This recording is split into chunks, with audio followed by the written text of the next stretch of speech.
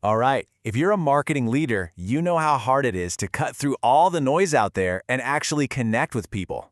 Well, you're in the right place. Today, we're going to talk about your most powerful tool for doing exactly that, brand storytelling. Just let that sink in for a second. As marketers, we live and breathe data, right? Metrics, KPIs, feature lists, the whole shebang. And that stuff is absolutely crucial for making smart decisions. But here's the thing, that's not what sticks in your customer's mind. Stories do, and that's the key to really transforming your strategy. Okay, so let's get right into it.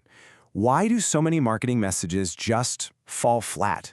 We're in a world that's just saturated with information. The problem is, most brands focus on the what instead of the why. They're busy selling features when they should be selling feelings.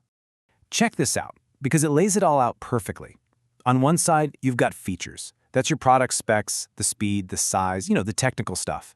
It answers a logical question, what is this? But the other side, that's the experience. That's where you describe how your customer's life is going to change. And that answers the real question they're asking. Why should I even care? One is just data, easily forgotten. The other is a story, a transformation. And that's what people remember. So, if a long list of features isn't the magic bullet, what is? Well, the solution is to actually reframe your whole approach. And we can do that using a simple, but honestly, an incredibly powerful storytelling framework. This is how you build that genuine emotional connection. It really just comes down to 3 basic parts. Seriously, every single effective brand story has a hero, a conflict, and a guide. Think of this as the basic DNA of a story that truly connects with a human being. Okay, this right here, this is the single biggest mindset shift you have to make, so listen up.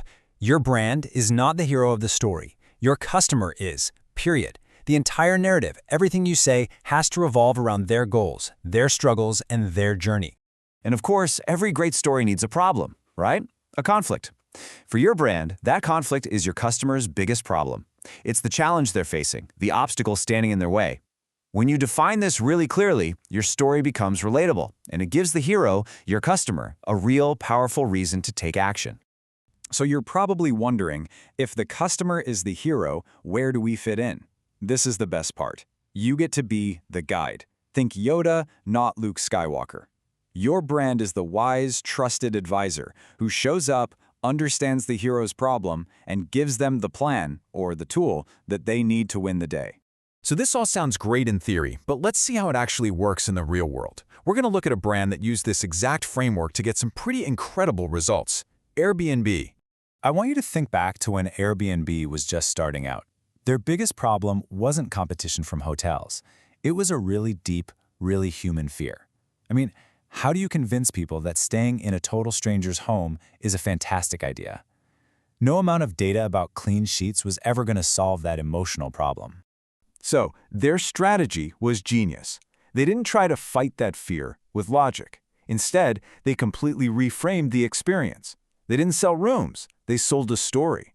Their whole mission became about transforming that feeling of fear into a powerful sense of trust and belonging. So how'd they do it? They just put the framework into practice. They made the travelers and the hosts the heroes of all their marketing. They shared their real stories, focusing on human connection and the experience, not on Wi-Fi and amenities. And they tied it all together with that one unifying idea: belong anywhere. And the results? Well, this was way more than just a feel-good campaign. This story-driven approach led to a massive 25% global increase in booking rates. That's the real, tangible, bottom-line power you get when you choose to tell a story instead of just listing a bunch of features. So what does all this mean for you and for your team? It means it's time to start thinking about your brand's next chapter and to start thinking like a storyteller.